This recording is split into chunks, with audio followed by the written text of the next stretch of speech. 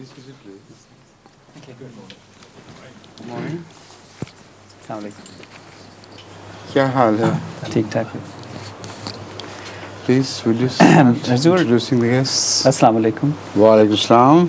Hazur, this morning we have 4 guests, and immediately on my right is Dr. Bernard Wagenman. Dr. Bernard is an economist by profession, and he currently he's the chief executive for the asset management section of UBK, United Bank of Kuwait. He has studied law and has been an advisor to various governments in the Middle East. Right next to him we have Mr. Francis Calder. Mr. Francis Calder is a surgeon by profession. He is in general adult surgery, and he previously has been a marine biologist and a marine biologist, and also marine biologist, and also has been an accountant as well. But he's currently a surgeon, and he practices in Mayday Hospital. Then next to is Robin Redley. Robin Redley is a journalist by profession. He's working with various charities, including Save the Children Fund, and he is also currently working with one of the biggest colleges for physically disabled children. And he is also responsible for setting up a home for children in India. Then we have Michael Probert. Michael is a director of a company, a USA company, and is heading the UK operations. And he is also chairman of various bodies, including a governor of schools, and he is also has been a local councillor. So these are the 4 gentlemen that we have today. Where did you collect them from? Sir, from various sources. Fantastic. Various sources, yes. They're all The very real cream of the British society. Of course, yes. Very good. Indeed. Please, shall we begin Bernard, with the would you beginning? please start with your question? One of the questions I always wanted to ask is when we look back at our history as Europeans, during the Dark Ages we basically lost all our heritage if it wouldn't have been for the Muslims who preserved our culture. Aristotle and Plato would have been lost without the translations into Arabic and then coming back through that way. Via Spain. That's right. So we went through a very difficult period at the time, and then came the Renaissance, and now we have sort of a fairly open society. And in some ways, looking in the Middle East and traveling extensively in Pakistan and some of the other Muslim countries, we can't help to feel that it's not the Dark Ages at this stage, but there is a much more restrictive degree of interpreting how life should be than it was in the earlier days, certainly under the Holy Prophet or then later under the first Caliphs, than it is now. I mean, do you perceive, certainly for your dream that all religions will come together in the name of Islam, I can't help to think that one needs to have a form of renaissance. Your question can be answered very briefly in one sentence as well as slightly at greater length. This is a book which I've been promising the world: revelation, rationality, knowledge and truth. All the questions you have raised have been answered in this. To every detail, right from the beginning where you began to the present time. Everything has been answered, and you will be amazed to find that not a single bit is left out which was covered by your question. So, but this is just a printout, which is a digital printout, and this is not the book which is about to be ready within a few days. This I got only for distribution to certain scholars who wanted to speak on this or write a critical review of the book. So you should remember it, that within the next few days, when the real book is out, we'll present you with one. Right? Now, this is the short answer. The longer answer, the longer answer is that, of course, I agree that whatever Aristotle or Plato or earlier scholars had written on the philosophical issues, they could not have reached you but with the efforts of the Spanish Islam or Muslims in Spain. But in a way, you should thank the Christianity of that time as well. The Christianity underwent a very dark period during the age of Isabella and Ferdinand. And it was their cruelty to the Muslim scholars and also to the Jewish scholars which became instrumental in pushing the light westward or northward from Spain.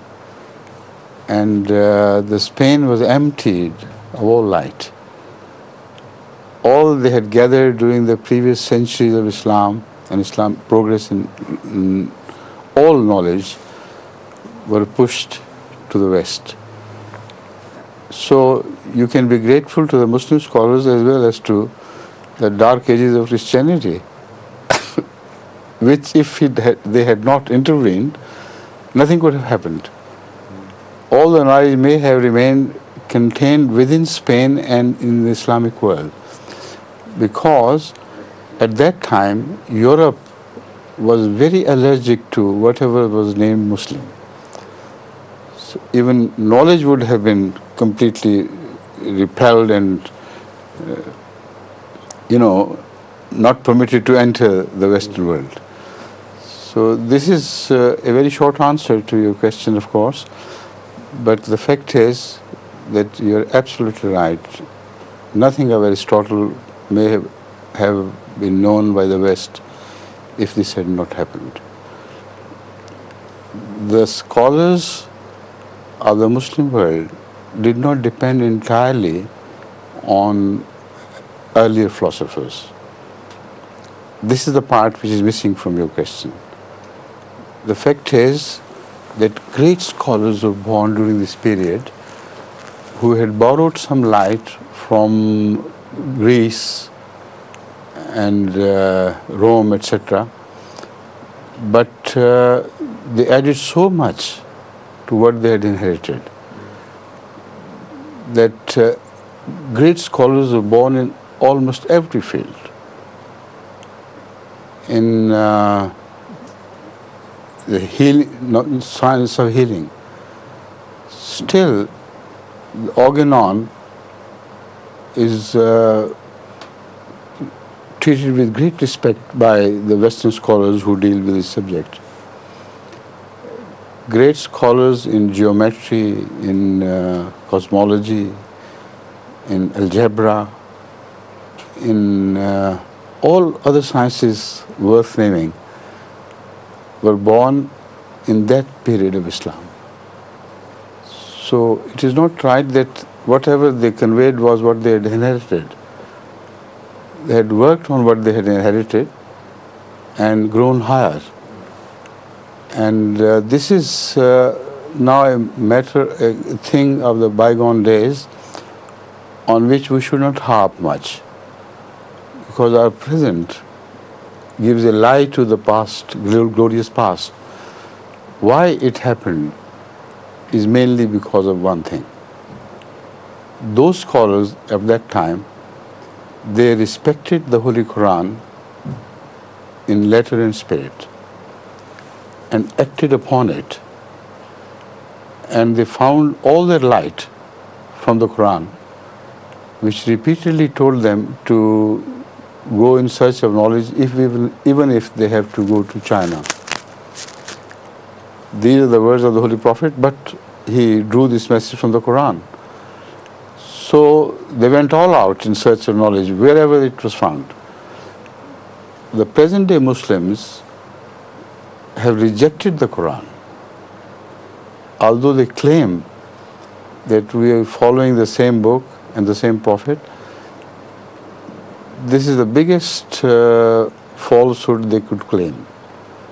They do not take the Quran or the message of the word of the Holy Quran, of the Holy Prophet seriously, because they, in their journey backwards, stop in the Middle Ages and do not proceed further to the time of the Holy Prophet.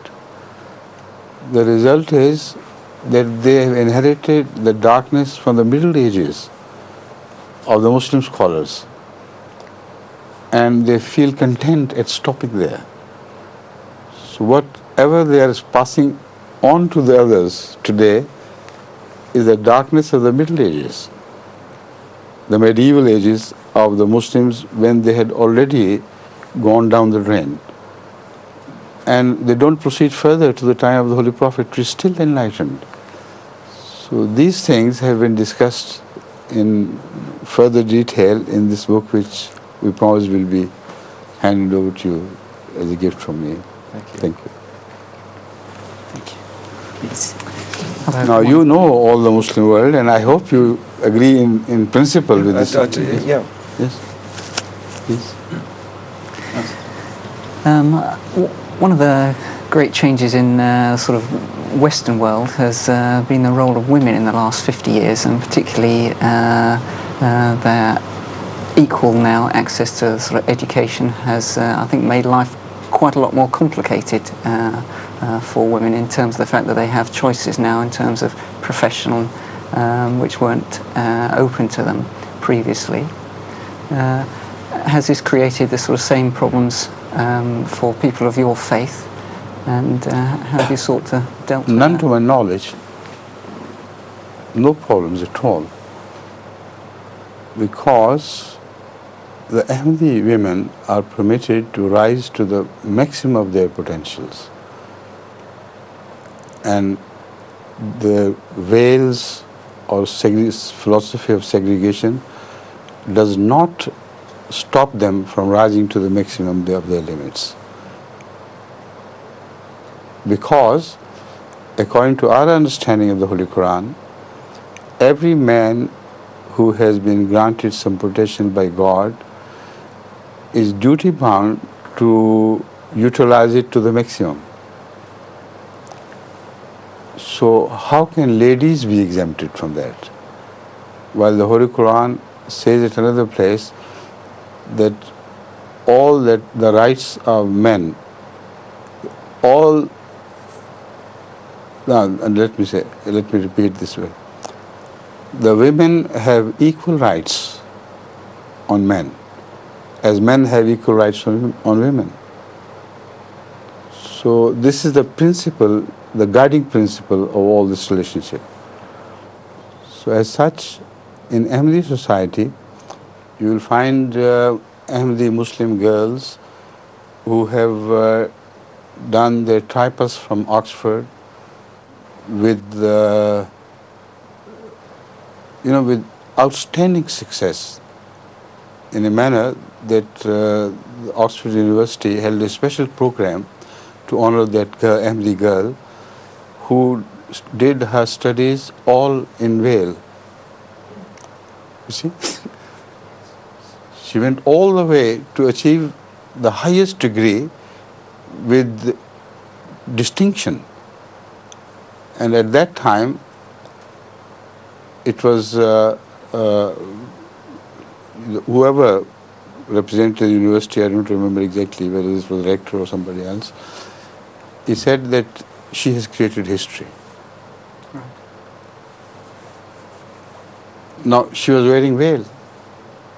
Not only dressed decently, like in the West we permit Ahmadi ladies to dress decently and not necessarily cover their faces, but she insisted that I must prove to the world that the veil does not stand between me and my healthy pursuits. So that is why I said, not to my knowledge in the Ahmadiyya community, with Ahmadi professional surgeons, lady surgeons, Ahmadi professional accountants, Ahmadi professional lawyers, Ahmadi professional whatever you can think of, and they do it while keeping to their philosophy of segregation from men, so that their chastity is not violated in any manner. See, that is the reason why the teaching of segregation is given in Islam, only for the sake of chastity. If the chastity is left out untouched, then the women can do anything they like in the world. Right? Right. But still there is some question on your face. What is that?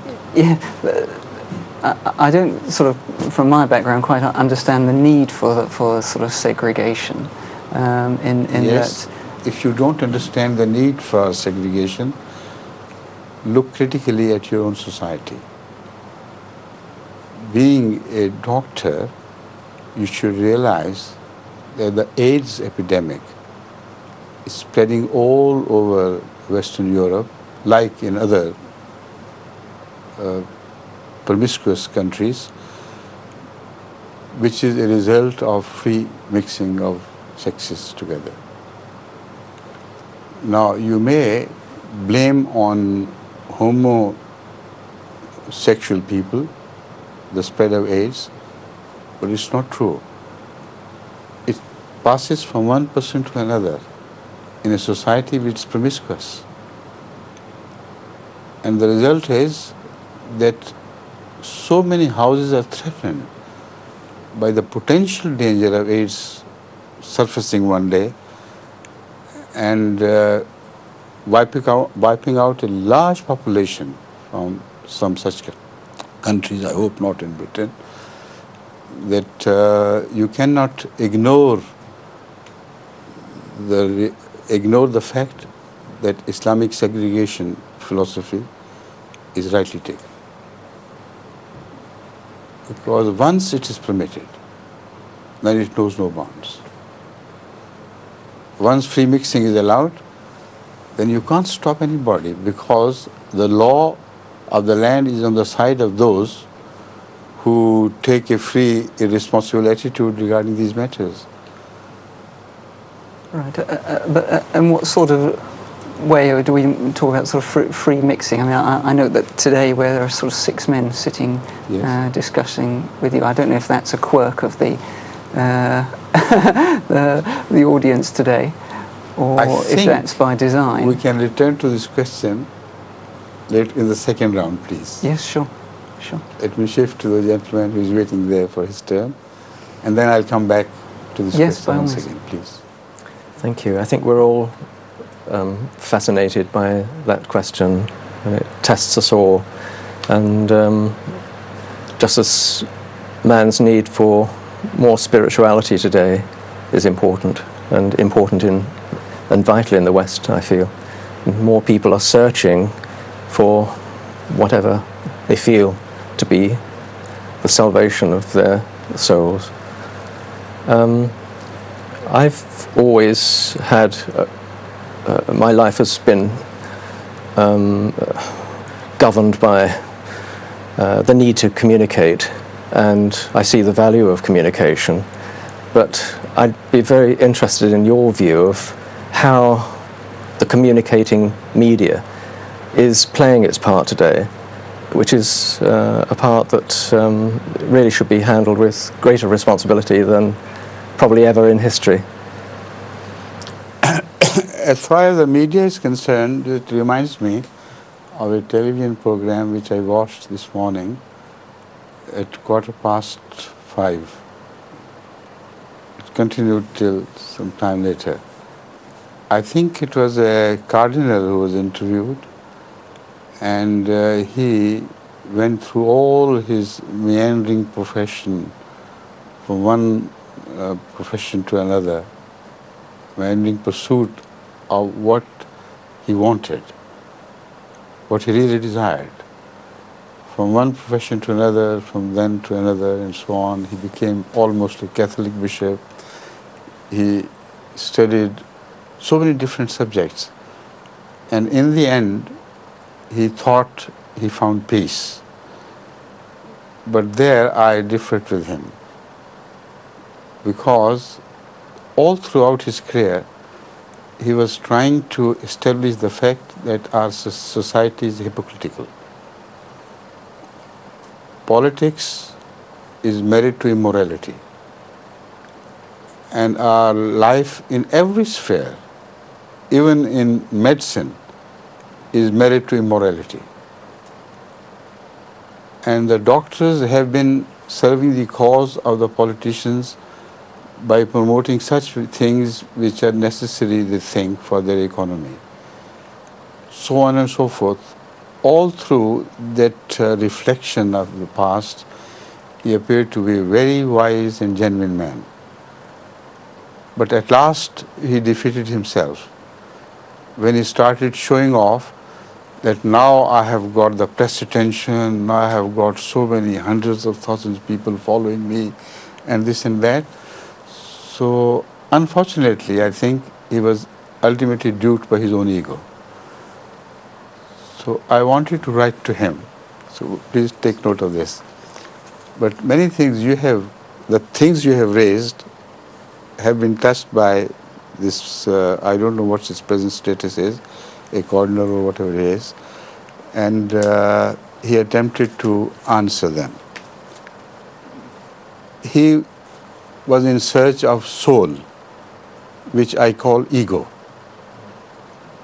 In non-religious terminology, the soul is ego.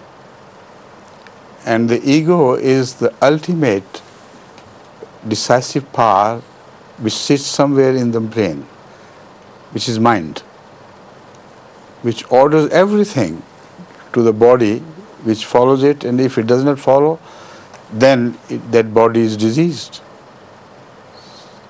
It suffers from some sort of paralysis. So this is the search for soul, which in ordinary terms we can make. But what is that soul? What is morality to that soul? That is the question. If the soul is moral, then whenever we do not listen to the soul, we become immoral. Otherwise, the issue of morality is very difficult to handle, because according to the modern terminology in the present politics of the world, morality is loyalty to your own people. Morality is no absolute value. You have to be moral, you are loyal to your own people and the cause of your own people, or you are immoral. And as such, you relinquish the right to lead the people.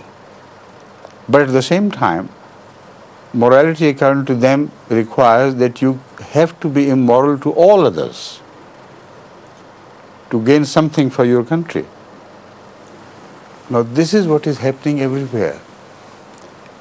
In the children fund, in everything you observe today, the children you are seeking to help in the name of humanity are those children who suffer from your policy of being cruel to the people to whom they belong.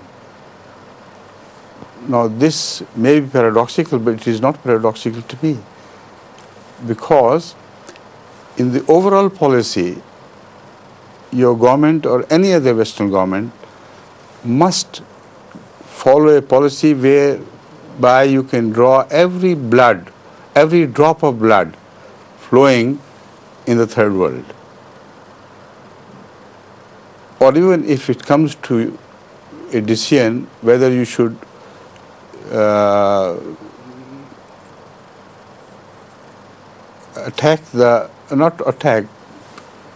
whether you should go for the blood of your own Western people in the next country, in the country next to you. You will not spare that. This is the final. If you do, then you will not be loyal to your own country. So the question of morality has to be judged at this level, and as long as the morality is understood to mean a confined, understood to mean to apply to a confined area, and is not permitted to become absolute in the sense of being universal, no remedy can be found for this ailing world unless you change your definition of morality. It has to be absolute. If it is not, then when you treat the third world countries or the poorer countries or the countries you find you can treat in the sense that you draw something out of them, whether they are fellow Westerns or others. As long as you think in these terms, nothing can be done to improve the prospects of peace in this world. But these poor children who suffer, who are shown on television every day, what happened to them? Why did it happen to them? Because of how West had treated these people, these countries, and they had to end up in this disaster. I can speak volumes on this issue to make it clearer, but the fact is that we are living a life of duality. In the name of humanity, we want to correct the wrongs done by our own people to some other people who ultimately end up in those most heinous sights of children dying with hunger, with bloated bellies and this and that. So I hope, because you're all very intelligent and intellectual people, you will build up from this answer what I am aiming to do. We live in a world of duality. And on one side we see peace and human values working. On the other hand, we see the human values being trampled upon and being totally ignored by our own people. This is a sad story of the modern times, unfortunately. There's great hypocrisy in the world. That's right. That's right. It's very sad. Please. So, we are becoming in this country a multicultural nation. Correct. And as a school governor of an infant school, which is young people from 4 years up to 7 years old, we are now studying comparative religions. The future of not only Europe but the world depends on all religions and cultures working together with the advance of communications and travel and the ability for people to reach one end of the world from another in less than one day. We have to learn to live with these various cultures.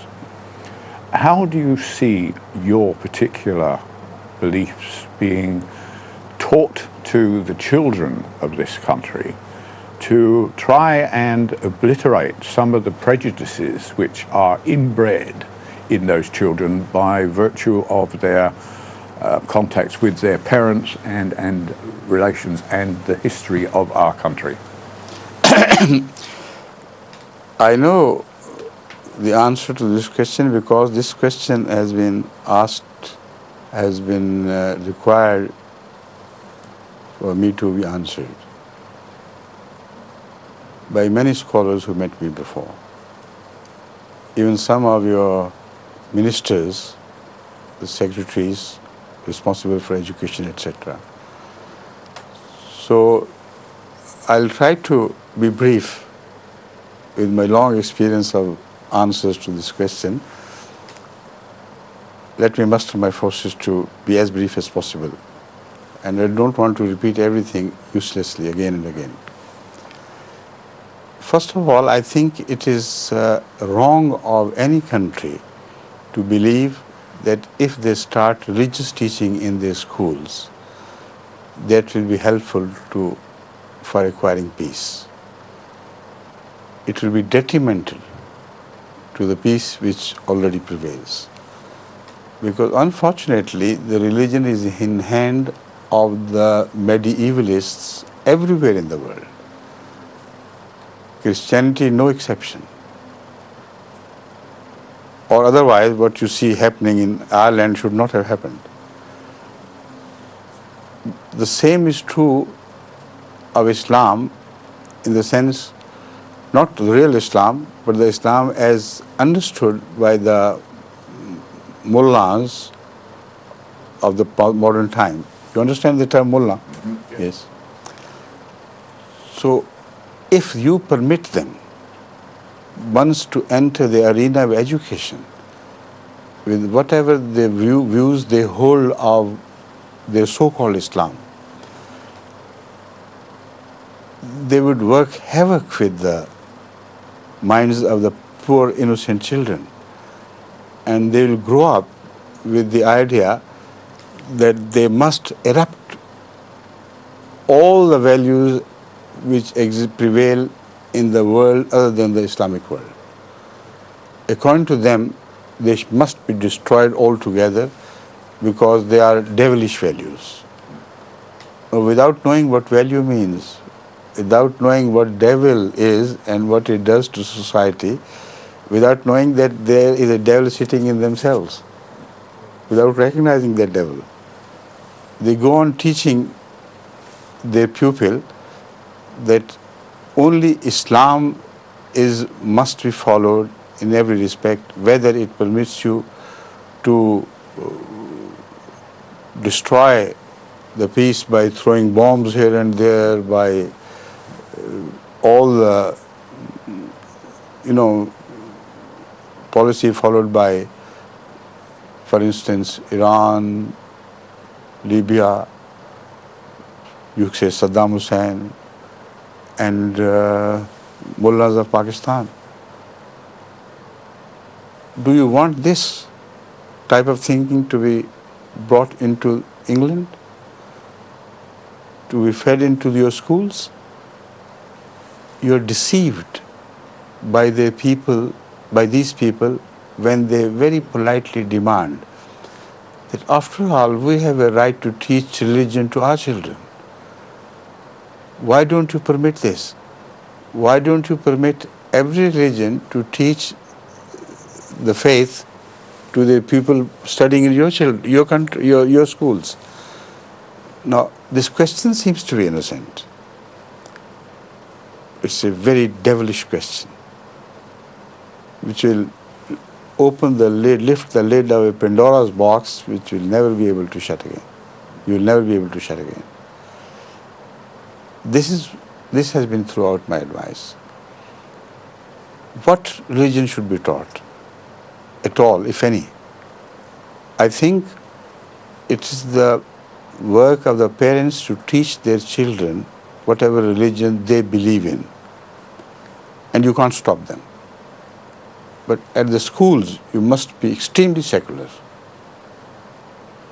because secularism is honest.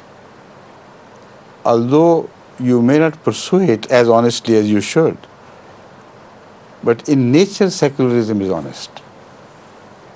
This is the essence of secularism.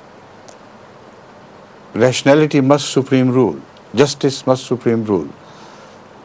This is what you should teach your children. That will automatically wash out whatever the teaching they have received from their parents. Because this teaching will be rational. This will be at one with their soul's cries, what they desire within their hearts. So that is what should be done, and also you should require all the moral teachings of various religions to be introduced into schools, because in the moral teaching, all religions are at one with each other nowadays. In the moral teaching which they confess, it's a different issue altogether. in the teaching, moral teaching which they privately deliver to their school children, they transgress the limits. But if you ask the Muslims, tell us what are the rights of the humans and how they should treat each other, they will always render you the right advice. Otherwise, they cannot have pride in their philosophy. Ask the Christians, whatever denomination they belong to, any religious people, and they will give you the right answer. Teach morality to your children, to be honest to their fellow students, to be dutiful to their parents or their elders, and so on and so forth. Introduce this much religious teaching and no more. So would you say that the teaching of tolerance is more important than the teaching of religion? Or compared, the teaching of tolerance of other religions is more important than teaching the other religions? Because when you permit religions to be taught by intolerant people, no tolerance can be taught at all. Right, absolutely. That's the problem. So, unfortunately, I know some Muslim schools of thought here have worked their way into your system of grants for schools. Now, they have been promised that they can have their own schools and they'll be funded by the government to a large degree. But the government doesn't know that they're playing with powder keg. You see, it's a very dangerous policy. They should be told two things. Number one, if you want religious teaching, make the funds available yourself. Number two, we'll have the right to watch it and see to it that your teaching does not run counter to the overall policy of peace of this country. That is the only sensible approach which should have been made, and it's, I hope, can still be made. Thank you. Please. Just one question which arose when I was waiting for the meeting. I glanced through your book on the Gulf crisis. That's right. And I just opened one page, and it was in January 1991, where you were not particularly complimentary about the coalition trying to free Kuwait. That's right. Absolutely. Now, I haven't read the rest of the book. Knowing what you know now about what Saddam has done to some of his own people, do you feel differently now? What do you think it was wrong that the West had liberated Kuwait or not? I do not feel at one with the overall Western opinion on the issue of Kuwait and Iraq. There are many reasons why. Number one, what is Kuwait? Was it not a part of Iraq 100 years ago? Most certainly it was. Who carved out this piece of land to become an independent, separate country? It was the British people. So you do not give right to Saddam to claim its own territory, reclaim its own lost territory, but you claim to possess a right to divide the Iraqi territory and cut it off to as you please. So this is central to the whole problem. Saddam may have been wrong to his own people. Most certainly he is wrong. But the Gulf crisis is not because of that. The Gulf crisis owes its origin to this fundamental principle: who has to decide about the border of the country. Whether those whose country has been considered to be an independent country from ages past, or those who decide to bring about a change in the geography of that country. If it had not happened, we don't know whether Saddam could have been born or not.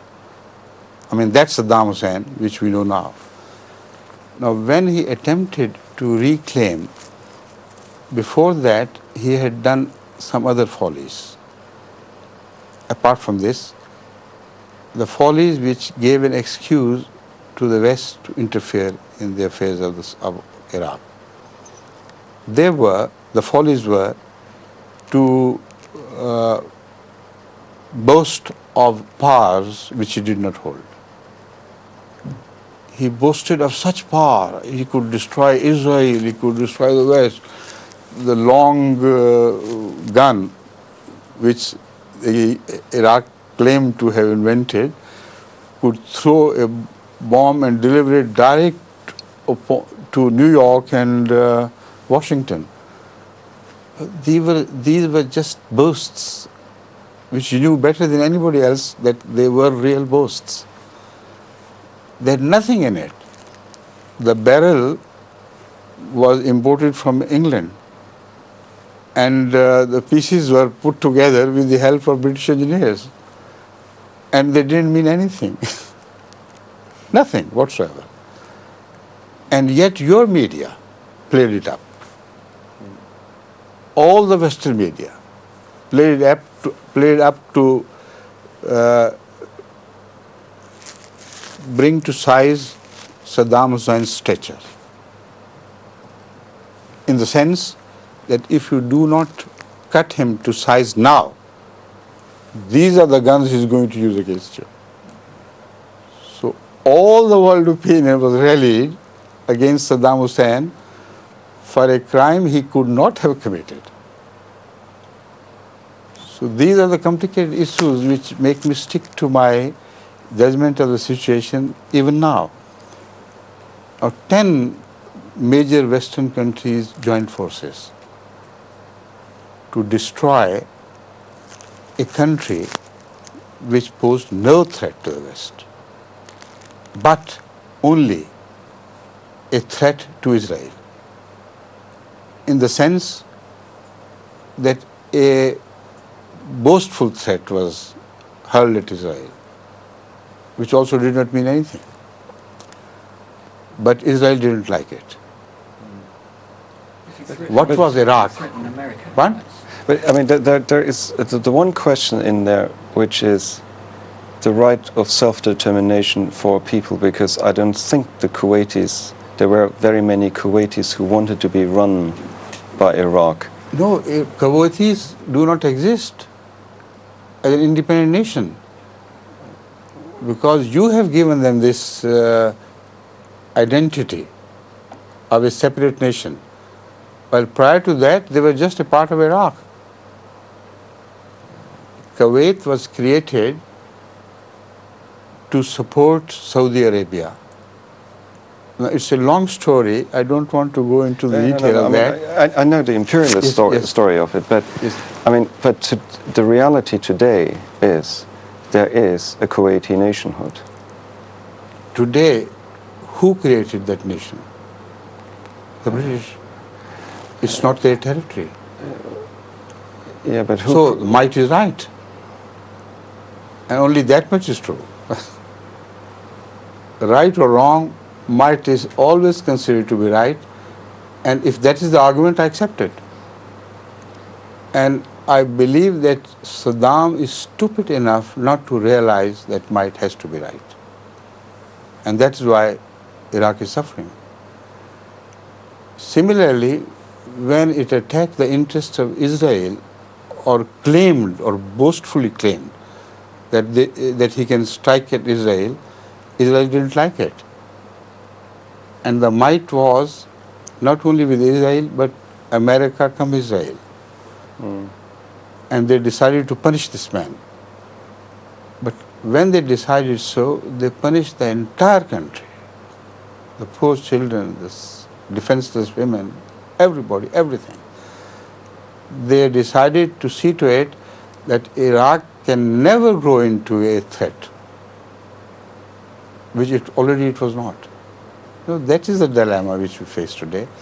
That is why I still stick to my guns, which I have employed in that book.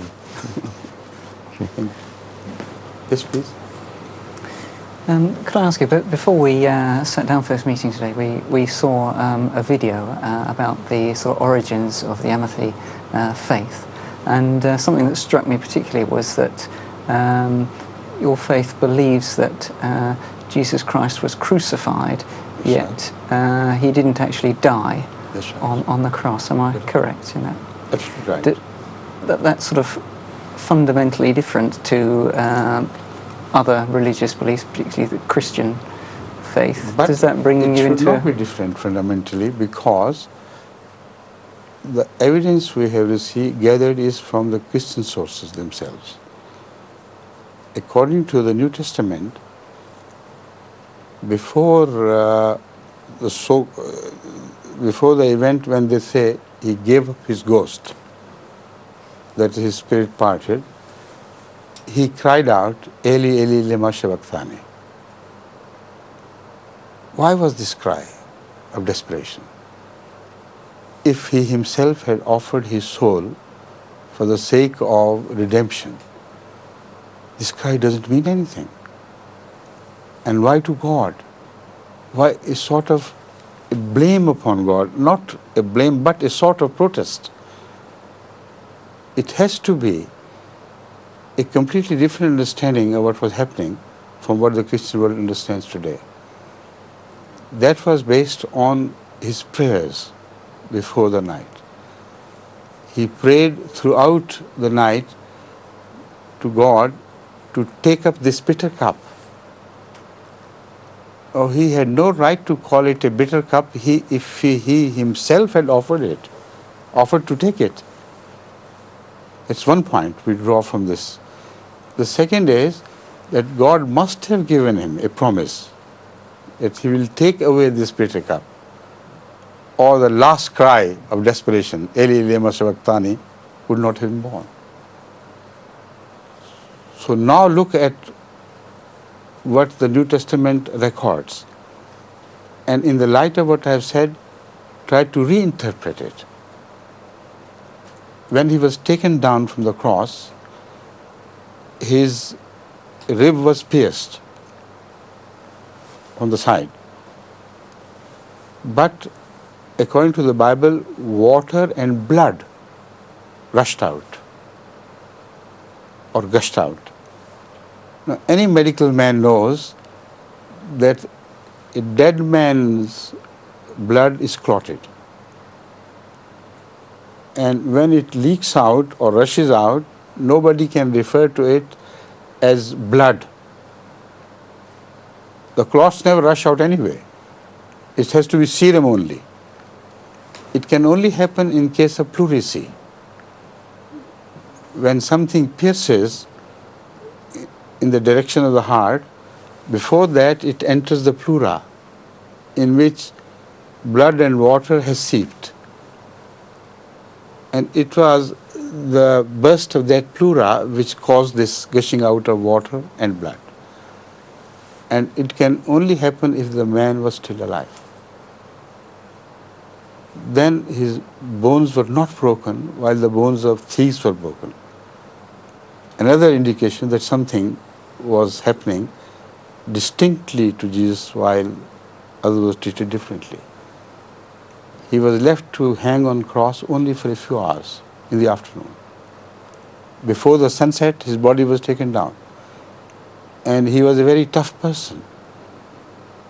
3 days and nights were normally required to ascertain death upon cross of ordinary people. How could he have given up the ghost in the sense that you understand within a few hours? So then his body was removed to the sepulchre. And there, other people could sit there.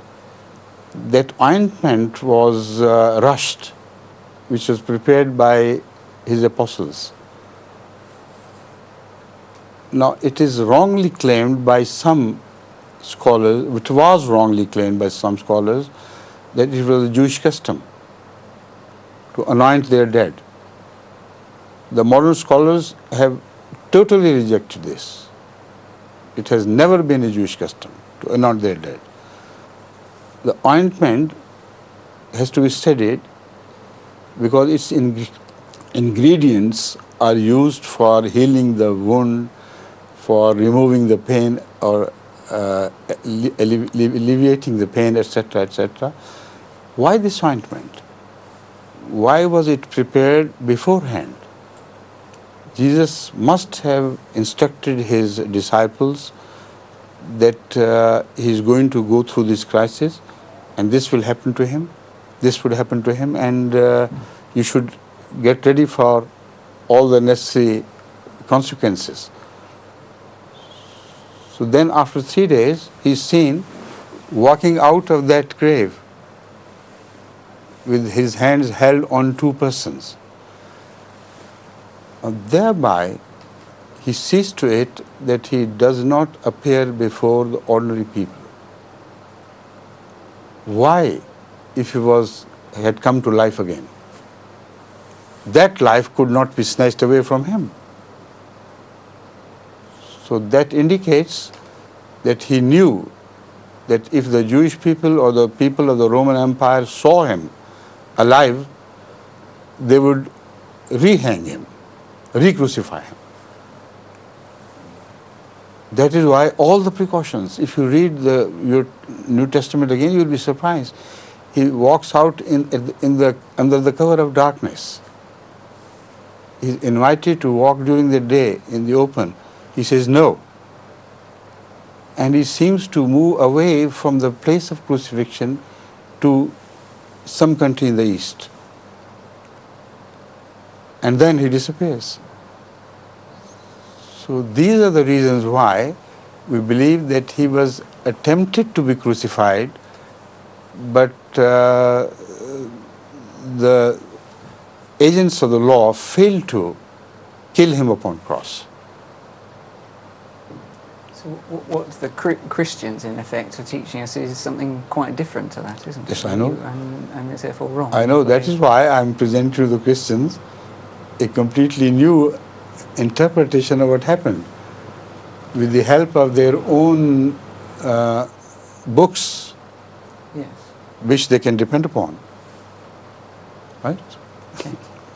Please.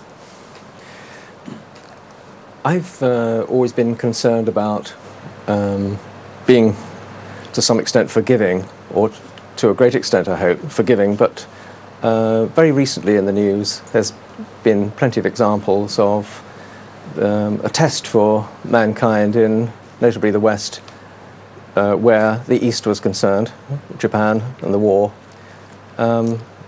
Very recently, another supposed war criminal has come to light in Germany, and that's raised that issue again. I'd be interested to know your views about forgiving and forgetting. It's all meaningless exercise. What happened in the past is a reality which cannot be wiped out. Japanese have been really one of the cruelest people that lived in history, despite their sheen of decency. Deep inside, no people on earth can be more cruel than Japanese can be, like they were to the Korean people once. So this is a part of history. Because of the trade and industrial relationship, etc., they need to expand their influence wherever they can, in England particularly. And they can be as polite as they were just before the incident of war. They can bow down to you and say, "We seek apology." Yes, as their prime ministers Yes. have done. Very hollow words. Very hollow words. Very hollow words. And the British people, they clap, yes, he has rendered apology. What does it mean? Nothing. If it happens again, then they will be as cruel as they ever have been before. This is my assessment of the Japanese character. I do apologize to them. But this is true. isn't this a danger where all mankind is concerned? When you look at the rise of the Third Reich, for instance, the Germans subsequently would say that it couldn't happen again. They deeply regret, they're ashamed of what has happened. But I don't have that sort of faith in mankind. I think it can happen again at any time. It can happen again, and it will happen again because of your own doing. What you fail to realize is that the crumbling of the Russian Empire has not been a boon for you. All the dangers lie in that crumbling down. As long as that threat, was over your heads, you behaved as decently as Japanese behave today. The moment the threat was lifted, the Nazism is reborn, racism is reborn, and things are happening which are just raising their heads, and they can end up in very ugly situations, unfortunately. We're left only with 51 seconds and less. Right. I have a question. But I can extend the time a little bit. A question and an answer. You have been answering questions from people all around the world for many years. Yes, that's right. On many subjects. Is there any question you have never been asked which you wish you had been asked? So far, none. Amazing.